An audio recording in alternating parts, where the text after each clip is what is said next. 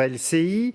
D'abord, qu'est-ce que vous répondez à Jean-Yves Le Drian qui expliquait à la mi-journée sur LCI que c'est vous qui avez fait lâcher les vannes en quelque sorte et fait venir à Ceuta ces milliers de jeunes Marocains?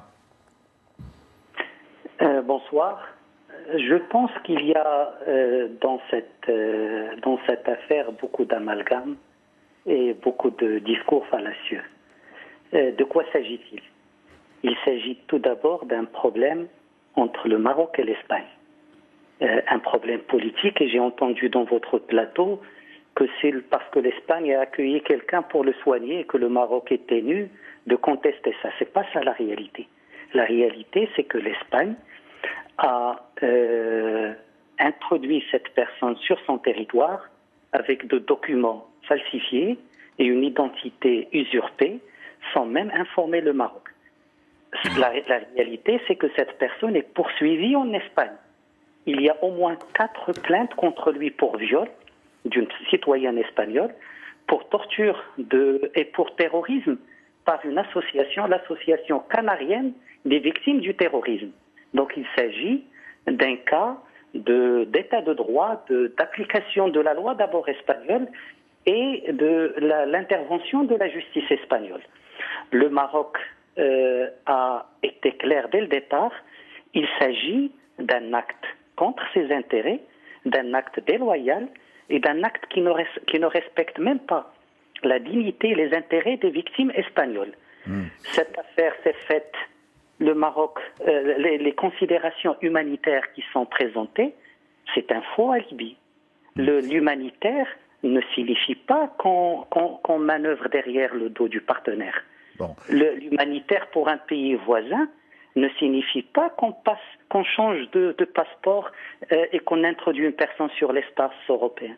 Pour autant, l'humanitaire, ce n'est pas d'oublier les droits des victimes espagnoles et de désactiver la justice espagnole. C'est ça le fond du problème. Ce n'est pas que le Maroc crée un problème parce que l'Espagne souhaite soigner quelqu'un. On comprend votre point de vue, monsieur le ministre, mais pour autant, si vous parlez d'humanitaire, ces images ont choqué le monde entier de voir des milliers de jeunes Marocains tout d'un coup filer vers Ceuta, plus de 8000 en une semaine, et l'Espagne qui dit mais qu'est-ce qui se passe? Ça a été jamais comme ça. Avant, le Maroc retenait ces jeunes ressortissants et là ne les retient plus. Et ce sont des drames humains épouvantables. Je vous entends et j'aimerais, loin de toute émotion, loin de toute démagogie, rappeler quelques faits. Le Maroc n'est pas censé protéger, n'a pas l'obligation de protéger les frontières de pays autres que le sien.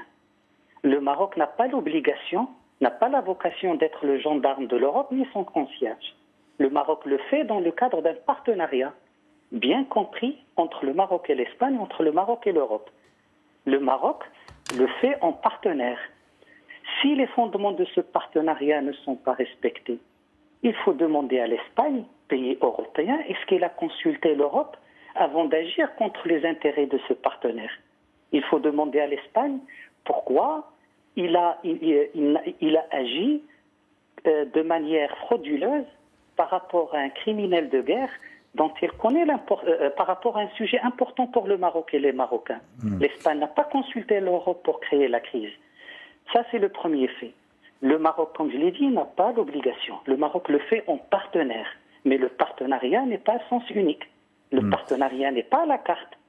Si l'Europe, partenaire du Maroc, considère que la lutte contre la migration est sa priorité, ce partenaire qui est le Maroc a également ses priorités.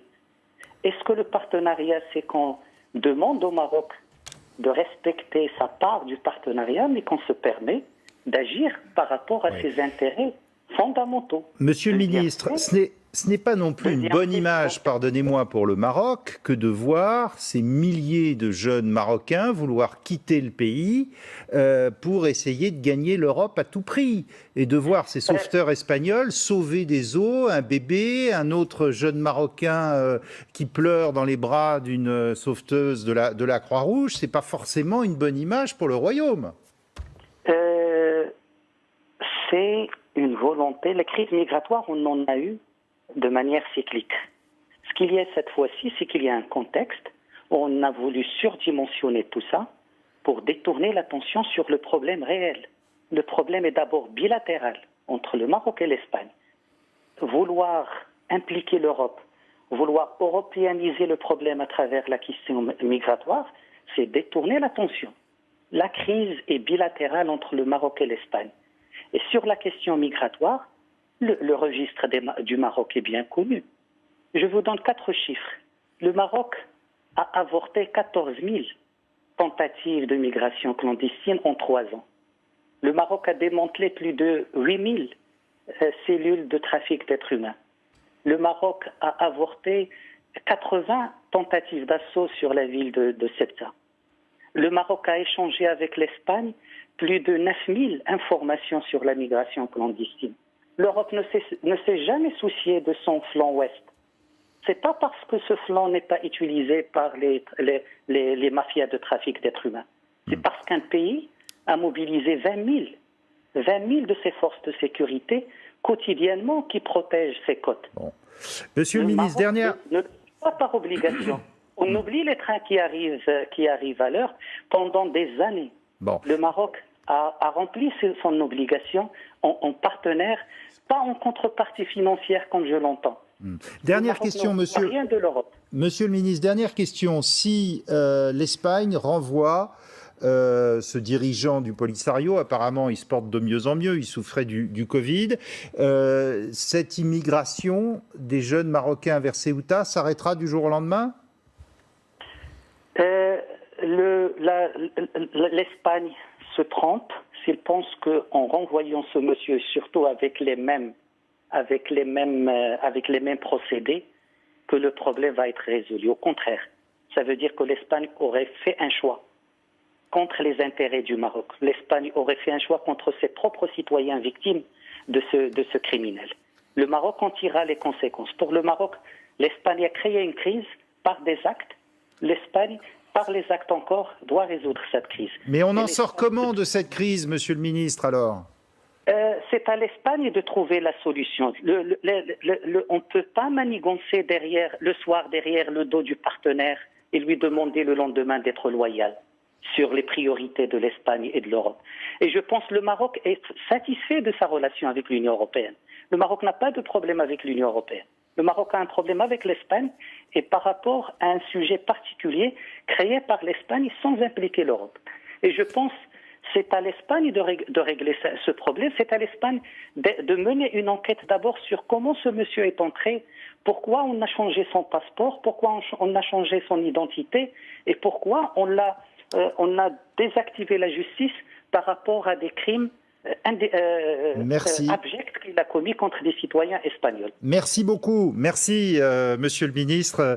Nasser Bourita, ministre marocain des Affaires étrangères, d'être intervenu ce soir en direct sur LCI. Restez avec nous. On se retrouve dans un instant pour parler de quoi ? Eh bien, pour parler du président.